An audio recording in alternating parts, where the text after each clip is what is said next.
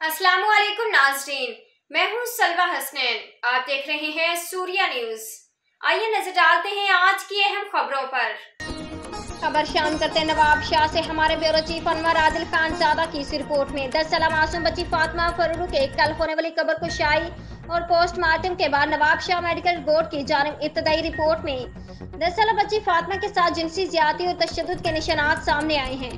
दूसरी जानिब FIR में नामजद मरकजी मुलजिम और हवेली के मालिक सैयद असद शाह का गुज़श्ता रात गम्बट गिम्स अस्पताल में DNA टेस्ट और दीगर टेस्ट किए गए थे। आज सुबह फिर असद शाह को गम्बट गिम्स अस्पताल ले जाया गया था।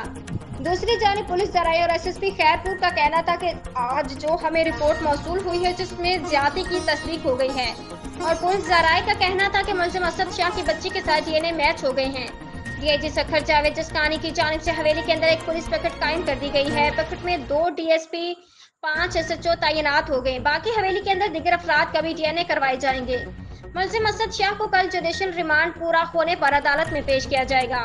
मेडिकल बोर्ड में डॉक्टर दाऊद यूनिवर्सिटी के चेयरमैन जाकिदाइन forensic doctor Sultan Rajpar, doctor Yasin Jokhio, chief women officer police surgeon Waqar Ahmed Shaikh, doctor Amanullah Bhangwar, PMS Nawab Shah doctor Aqeel Ahmed Qureshi, MS Nawab Shah doctor Javed Hussain Memon Nawab Shah, जिन्होंने इब्तदाई रिपोर्ट पुलिस को दी है, जो रिपोर्ट अदालत में पेश की जाएगी।